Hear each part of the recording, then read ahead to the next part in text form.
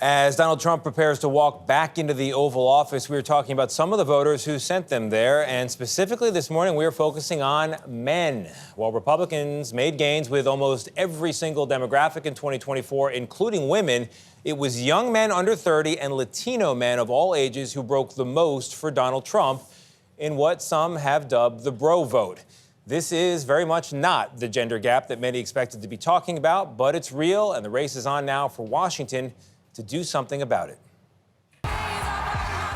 As Kamala Harris campaigned to be America's first female president, when we fight, we win. With the support of some very powerful women behind her, we're not going back. The buzz leading up to the election was often about the female vote. Women will be the beacon in this election. Young women, in particular, have the ability to be determinative in this election. But men, too, as it turned out, had some big motivations. A lot of men were just sick of being told that they're terrible and there's nothing they can do. And that's, I think, the huge mistake that Democrats made, or one of many. There's truth in that, says Richard Reeves, a senior fellow at the Brookings Institution think tank, whose research is focused on men. They have come to believe that the progressive agenda on behalf of women has felt it necessary to somehow either dismiss or even denigrate men.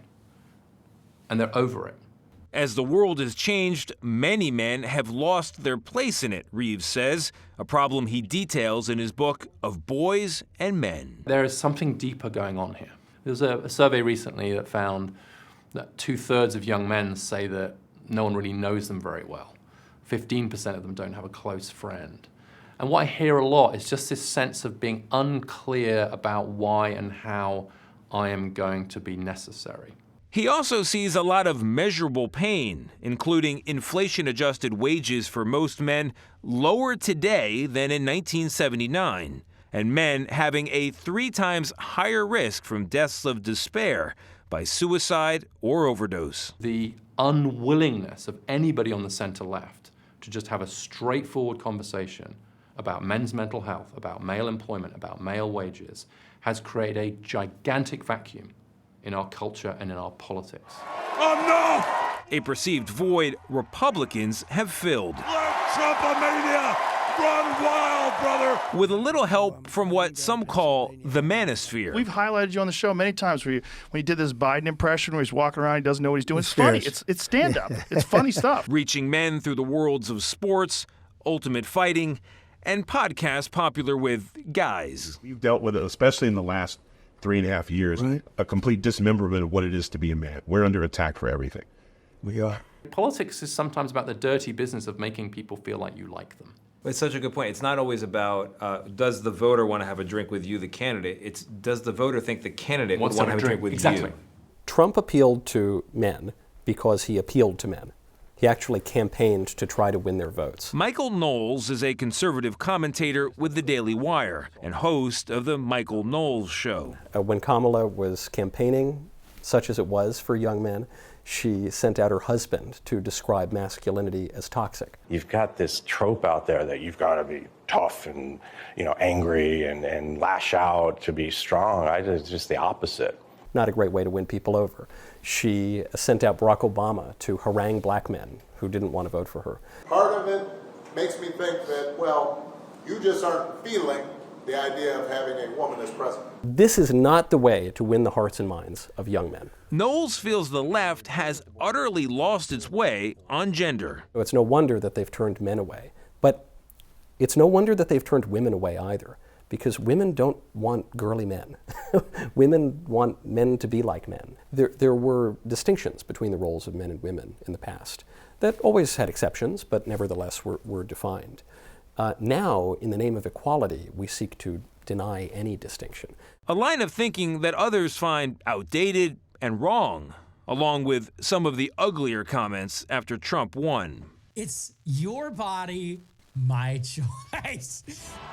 But what the left may hear from Trump as insensitive or even worse, this is a guy that was all man. Many on the right see as familiar and unfiltered. I think what men want, and what women want for that matter, is to just return to a kind of normal society where we can have our traditional way of life and not be constantly taken aback by all sorts of ideological matters. And I think Trump, in his own way, offered that. Trump is normal. Paradoxically so. In these weeks after Trump's victory, some on the left have begun to acknowledge where he connected.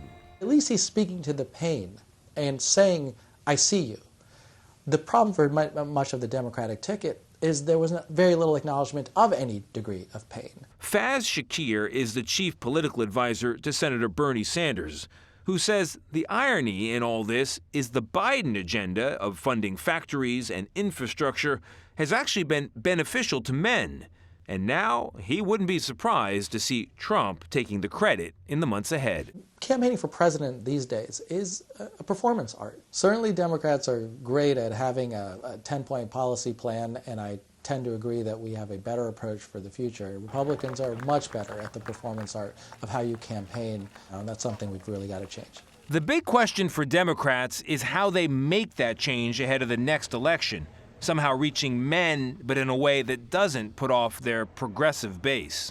So who did all of this to men? Who's to blame? That's the danger, isn't it?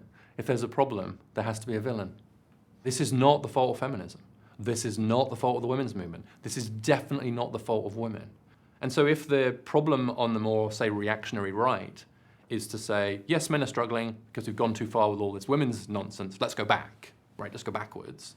That's not the way forward. But the problem sometimes on the other side, on the progressive left side, has been to say that by definition, men can't have problems because men are the problem. This was such a fascinating piece, Tony. Yeah, it's a real issue. It's not surface stuff, and I know when you hear about men's problems, you want to roll your eyes and play the world's tiniest violin, but Richard is right. You don't have to make a choice here. You can care about men who are suffering, and there are a lot of them. That's real, and also care about gaps in where women are. Well, you can't deny that Donald Trump made a connection to men. I love the guy who said Trump appealed to men because he appealed to men. You have to speak to people. That's right. You really do. Yes, and the question around men's mental health is one that has never been addressed. And we were talking about it earlier, going back generations. It's just now that there's a focus on it, and men are saying, well, what about me? Yeah. And no one is paying attention to that. Yeah. Vlad, you'll like this. I said to Tony, I can't wait to see your piece. He goes, it's okay. I go, no, that was more than okay. Yeah, that was an excellent piece. All right, that was more than Richard okay. Reeves and Michael Knowles as well. They are really excellent voices to articulate this issue that is facing men in this country. Thanks, guys. Appreciate it. Really good.